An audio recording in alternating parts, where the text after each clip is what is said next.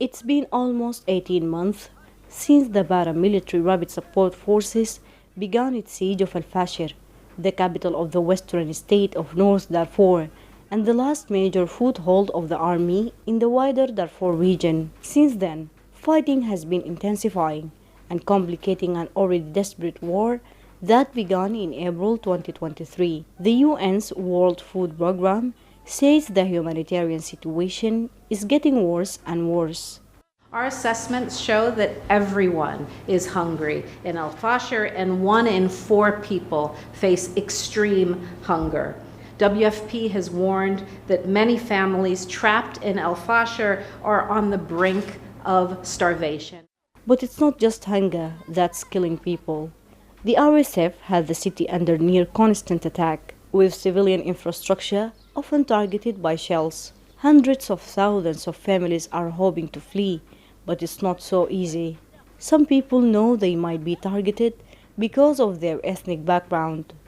The RSF is besieging the city and blocking all roads, which exacerbates the dire situation. It further rallies troops on ethnic basis, which can lead to a wider civil war and lasting violence in Darfur region. Meanwhile, a new roadmap for ending Sudan's 2.5-year war was announced in September by the US, Egypt, Saudi Arabia, and UAE, but progress is slow. The war now is on its third year, has killed thousands and displaced 13 million people, creating the world's worst humanitarian crisis, according to the United Nations. The only way to end the suffering of people is to silence the guns soon. Naba Muhiddin, CGTN, Port Sudan.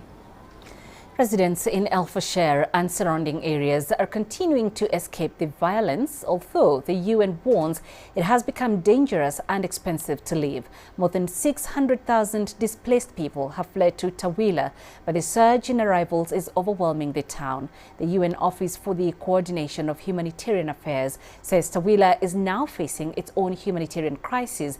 New arrivals are being given assistance, but UN officials say their needs far exceed available resources. In the town of Tawala, an OCHA team met families who had walked for 4 days to escape the violence in the besieged state capital El Fasher, which is about 50 kilometers or 31 miles away.